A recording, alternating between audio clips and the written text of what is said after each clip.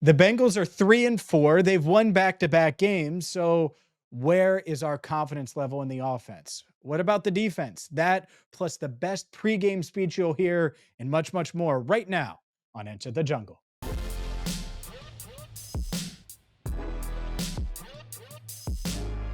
Hi again, everyone, and welcome in to Enter the Jungle. He's Andrew Fox Miller. I'm James Rapien, and this is Cincinnati Bengals Talk. Catch us every single Tuesday at 8 Eastern on the YouTube channel, Cincinnati Bengals Talk. And we're part of the Big Play Network. Brought to you by Garage Beer. Also, catch us weekly on Bally Sports. And Andrew, let's dive in to this Bengals team. They've won back-to-back games. They've slowly started to climb their way out of a 1-4 hole that they put themselves in.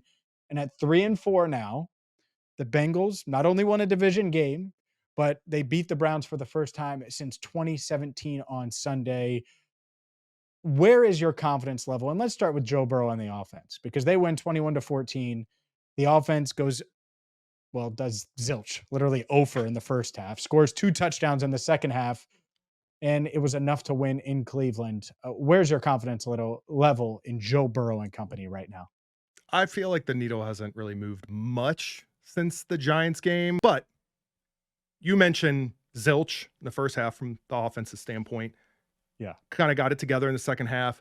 I would have liked to have seen, I don't know, them actually put the Browns away. They could have done it before the fourth quarter. I think that's what I was waiting on. And then I had to take a step back, and I was constantly reminded after this game, AFC North, it's just, you said it, it's going to be ugly. It's an ugly game. It's always going to be ugly when they play division. Teams play up to each other any day. AFC North. Okay. So I'm supposed to just lay back and accept that, I guess. I didn't love what I saw, but I'm not going to, confidence level hasn't gone down, I guess. I say this very defeated, by the way. I get it. I understand. Like, AFC North, it wears me out as a fan. Can only imagine what it's doing to this team. Yeah.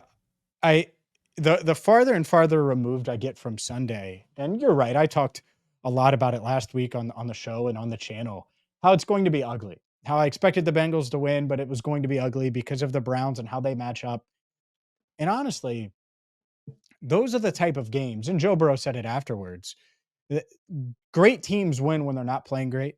And he admitted they're not a great team yet, but I do think something should be said for how this offense was able to handle the stress that this Cleveland defense puts on it. And they're a rare group that has the pass rushers and the cover corners to keep up with a Joe Burrow led offense that also has T. Higgins and Jamar Chase. And yet those guys did make plays, game-changing plays. They caught T. Higgins caught 4 passes, Jamar Chase caught 5. I'll do the math here, Andrew. Oh, thank you. That's 9 out of the 15 Joe Burrow completions go to Jamar Chase and T. Higgins. So the playmakers made big plays. They win in a place that they haven't won since 2017. I know what you were doing in 2017, but I'll tell you what I was doing. I was producing for Mo Egger. Joe Burrow was at Ohio State still. I mean, Jamar Chase was in high school to give you an idea of what 2017 was like. So it had been a while. And so I'm encouraged by it because, yeah, the offense needs to fix some things, but we knew going into that game that it was going to be ugly offensively. Now, are there things they need to work on? Absolutely. And let's start there. What's the biggest concern on offense or thing that you're hoping that they can remedy ahead of this week's matchup against the Eagles? I'm going to give you 2 answers to that from 2 different perspectives.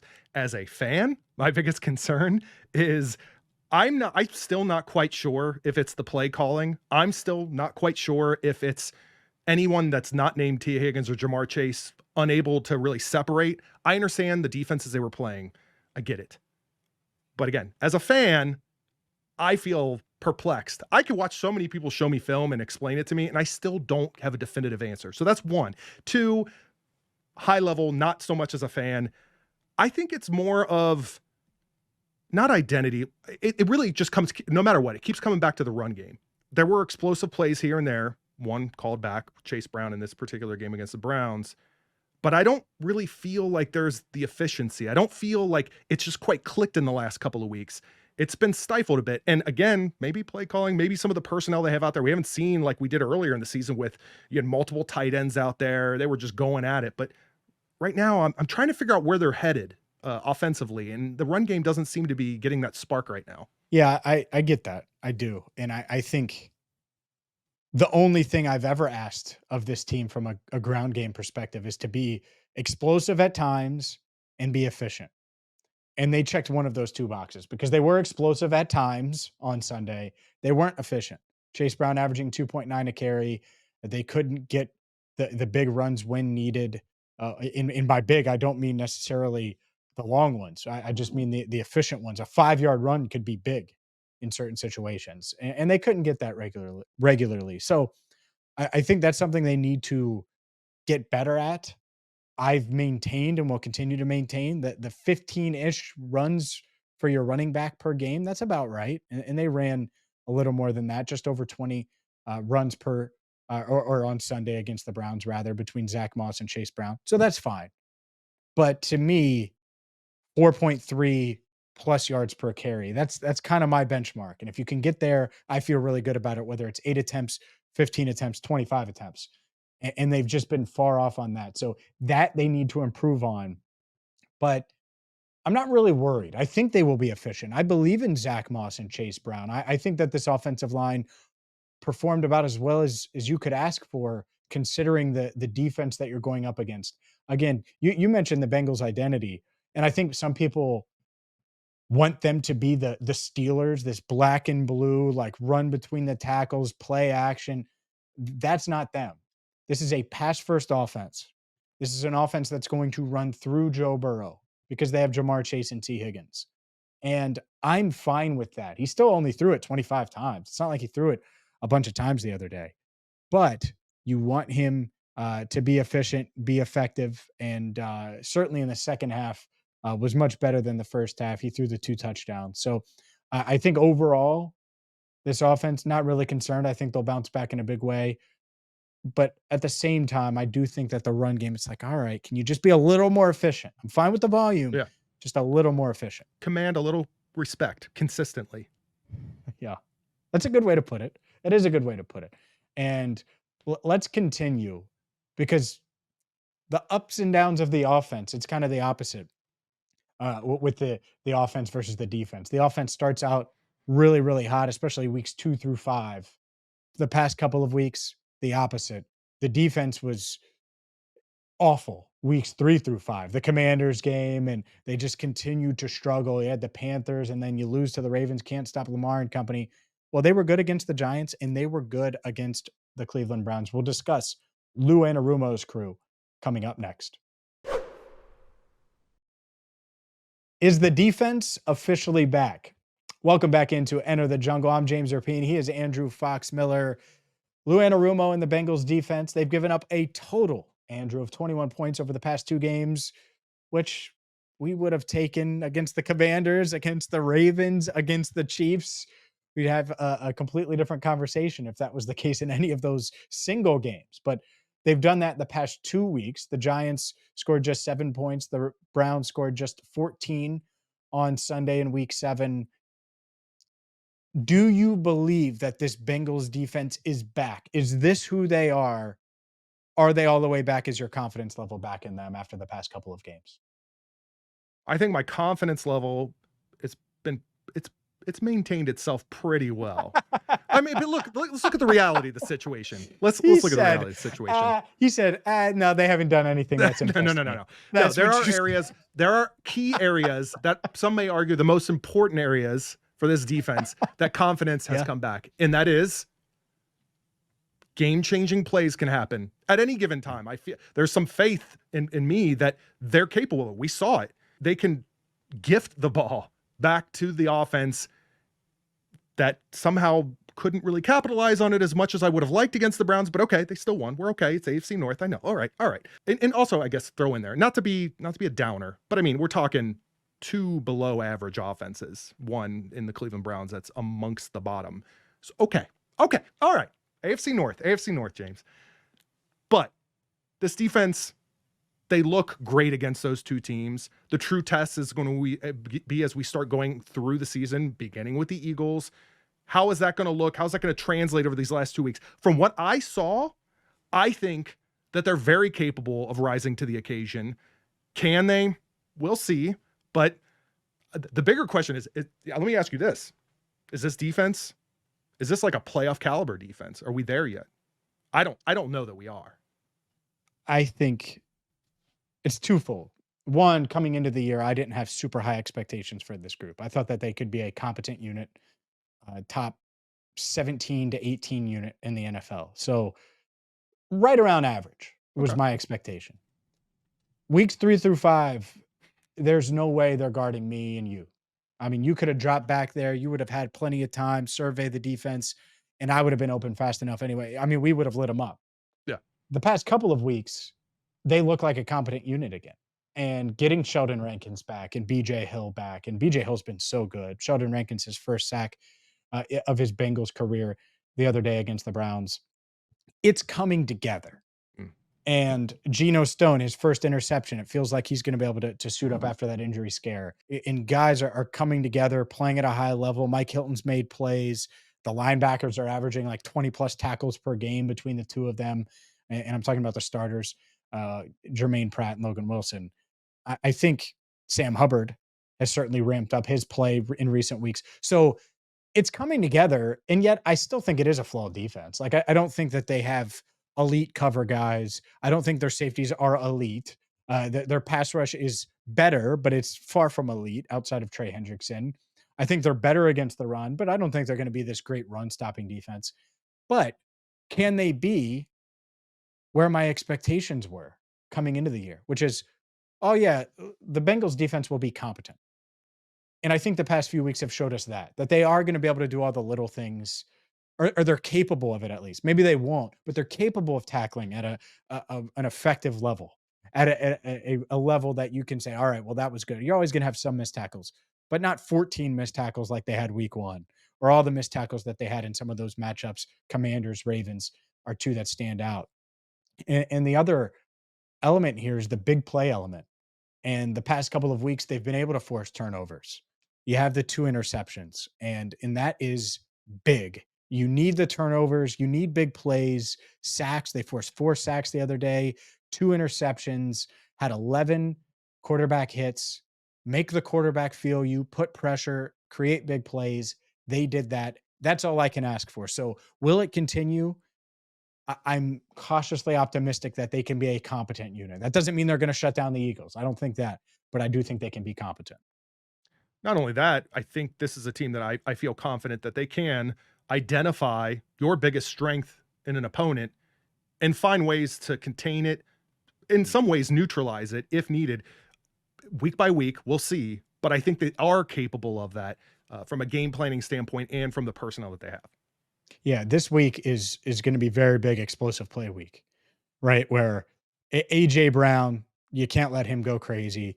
You can't let Devontae Smith go crazy with these big plays. Obviously, Saquon Barkley in the back. I mean, they have a lot of weapons, and it's going to be interesting to see how the Bengals defense matches up against that unit. More on Bengals Eagles, 1:00 Paycor Stadium. Andrew will be there. I will be there. We'll discuss more of that that matchup coming up later in the show. But up next, the best pregame speech I've ever heard in person, and maybe you've ever heard. Stay tuned for that next on Enter the Jungle.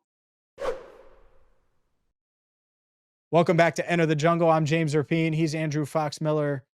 Andrew, let's get to probably my favorite moment from Sunday. It was certainly one of them, and it's pregame, and Joe Burrow's on the field, and Ted Karras and a lot of defensive players come out, and boom, Ted Karras delivered quite the pregame speech.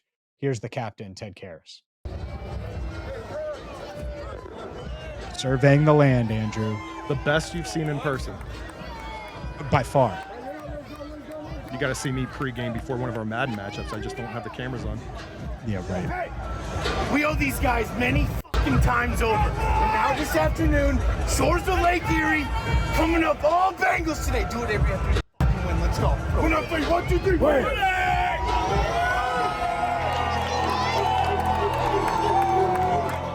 That is my message to my fantasy team every week. Do whatever you got to do to bleeping win. I'll say this. Definitely best in person and just slightly more intense than Andy Dalton. just slightly. Oh God. Especially the moment when he says the shores of Lake Erie, that moment, that beat, that shore, that little growl to it. Shores of Lake Erie. Like I could just picture just like the flames, like that's Ted Karras music, like I want that. Yeah, Great. that's better than, what did Dalton say? He was like, let's play fast. Let's play physical. That's what they always preach. What? Don't do the voice. Don't do the voice. That's what he. Let's play smart, let's play fast, let's play physical. That's what they always preach. That's what they always preach. Playmakers on 3. 1, 2, 3. Playmakers. I'm serious. I played that audio a tad too many times. The point is, Ted Karras got the Bengals hyped. The offense stalled, but the defense stepped up. Special teams was listening to that speech right at the beginning of the game. No doubt, right? Charlie Jones said that. He heard that. He was like, all right. All right. Akeem Davis-Gaither and Drew Sample with big blocks on that return.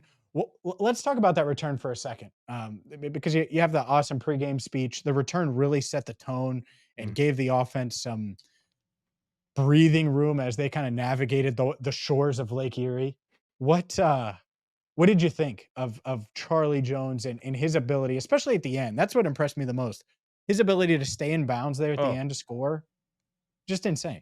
Oh, yeah. I mean, even watching real time, and then I think they showed the initial replay on the broadcast. And even then I'm like, I don't even, like, they just didn't have the right angle. And then all of a sudden you're like, my God, how did he keep that in?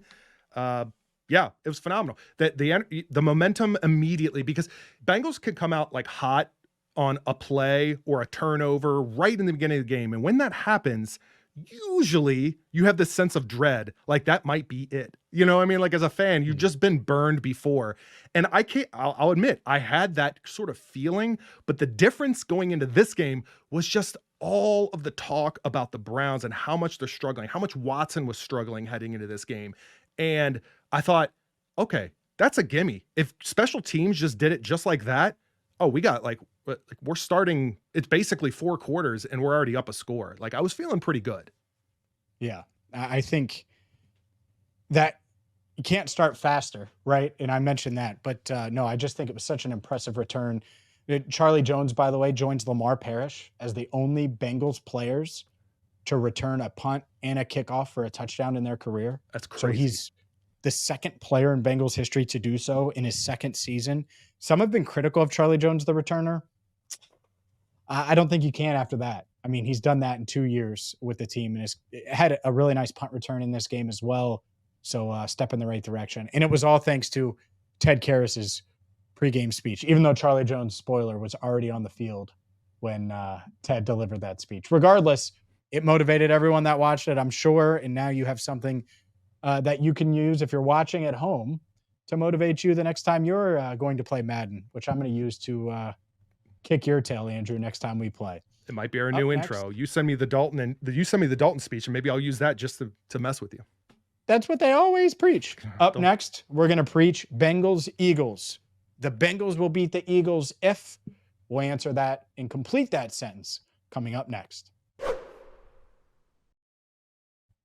Welcome back to Enter the Jungle. I'm James Rapien. He is Andrew Fox Miller. Catch us every single Tuesday at 8 Eastern on the YouTube channel Cincinnati Bengals Talk and weekly on Bally Sports. And while you're here, crack open a cold Garage Beer. Shout out to our sponsor, Garage Beer. Andrew, let's dive into this game on Sunday. And I have a simple sentence for you to finish. The Bengals will beat the Eagles if. Well, don't let Saquon Barkley rush for 176 yards on 17 carries, but really control everything happening behind that offensive line. Keep Jalen Hurts in the pocket, force him to make downfield throws. He takes risks. This Bengals defense has shown they can step up and take advantage of that. And then on the flip side, maybe get your run game going too as well, Bengals. But yes. The Bengals will beat the Eagles if. My answer and how I would finish that sentence is if they protect Joe Burrow. And you can say that every week, I get it. But to me, this is a game where the offense is going to have to show up.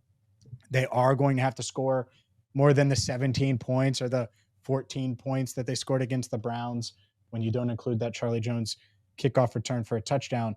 And so what does that mean? Well, you keep Joe Burrow upright. He's going to make the right reads. He's going to find T. Higgins or he's going to find Jamar Chase. and put up enough points. I think you have to score 27 this week is probably the minimum.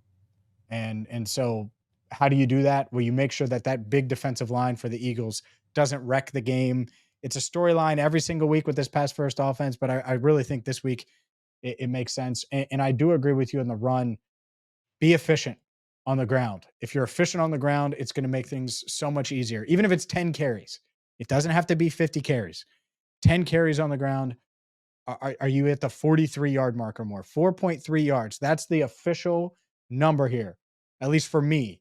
I was going to say I've entered the jungle, but I won't speak for you, Andrew. For me, I want an efficient ground game. That 4 yards per carry thing, no. 4.3 is the minimum for me. Yeah, and I haven't checked the updated sort of stats insights, but heading into week 7, the Eagles had the second highest explosive run rate allowed in the NFL this season. That may have changed a bit, but there you go. Did. There you go. Open that up. Also, the Bengals beat the Eagles if you play the Andy Dalton speech to the Eagles prior to the game. Play it to the Eagles. That's right. Play fast, play physical. That's what they always preach. That's what they always preach, Andrew. Oh, man. I like Andy, by the way, just for those watching. I'm not trying to pick on Andy. I'm just saying the Ted Karras speech is just a tad more inspiring. Yeah, it's a tad more. I could tell you're picking up the subtle differences with your impression. You were really just trying to make it. Yeah, I'm not gonna impersonate Ted, but because I'll end up having to blurp out what I say. But that's what they always preach. All right, we're done preaching at you here on Enter the Jungle. Make sure you catch us every single Tuesday at 8 Eastern, weekly on Bally Sports as well. For Andrew Fox-Miller, I'm James Rapien. Thank you so much for watching Enter the Jungle. So, Dalton's speech, you sent me the link. All right, first time watching it for me. I don't remember it. We'll see. There we go. Get your impression ready, James. Here we go. Bring it up. Hey, it's week 1 now. First chance to show who we are. Let's play smart. I shouldn't even laugh at this, but I am, dude. You made this so funny for me now. Playmakers on 3. 1, 2, 3. Playmakers. Let's play smart. Let's play fast. Let's play physical. That's what they always preach. Let's do this together. Playmakers on 3. 1, 2, 3. Playmakers. Where was this during the entire offseason when we were trying to come up with what segments we were going to do? You don't remember that? I do not. I do it's not. So good. I don't know. I tend to block trauma from my memory, so maybe that's something to do with it. I should just dub your voice over it when he's saying it. Let's play smart, play fast, let's play physical. That's what they always preach.